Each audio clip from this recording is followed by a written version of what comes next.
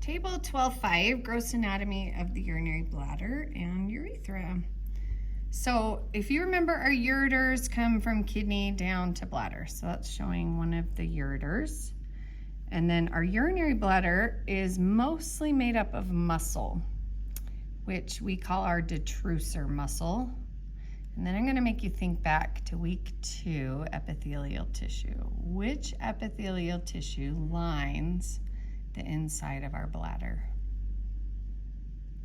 It's transitional. Transitional epithelium is going to line the inside of that. Now, our urinary trigone, if you see there's a ureteral opening, yes, that word is going to, it might kill you today. Ureteral opening. And then there'd be another one on the other side. And together they're going to make a little triangle coming down. This area we call the urinary trigone. Now, for males and females, these next couple terms are going to be different. So female, here's the bladder for a female. This is the uterus behind. So for a female, we just have urethra. So bladder to urethra. And for a female, the urogenital diaphragm is found externally here. And then within the urogenital diaphragm, we have the external urethral sphincter. Now, a female, the internal urethral sphincter is going to be found right up here at the base of the bladder. So here and here, external urethral sphincter down here in the urogenital diaphragm. Now, a male, and of course, we have the external urethral orifice, which is just the opening of the urethra.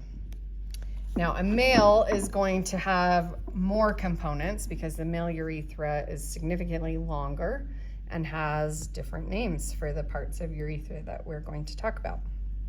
So, for a male, the internal urethral sphincter would be found right at the base of the bladder, same as the female.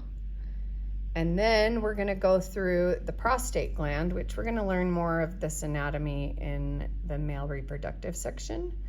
But when we are going through the prostate gland, this area right here is called prostatic urethra.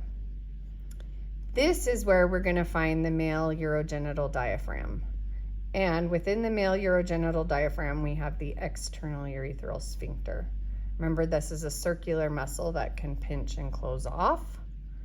So here's urogenital diaphragm, external urethral sphincter. When the urethra is going through that area, it's very small, like not even quite a centimeter. We call that urethra the membranous urethra. And then the rest of the urethra is called the spongy urethra because it runs through the corpus spongiosum, which is this chamber right here, which we will talk about more coming up, but that's what makes this the spongy urethra. So internal urethral sphincter above prostate, external urethral sphincter below prostate, also where membranous urethra comes through. And then of course, external urethral orifice.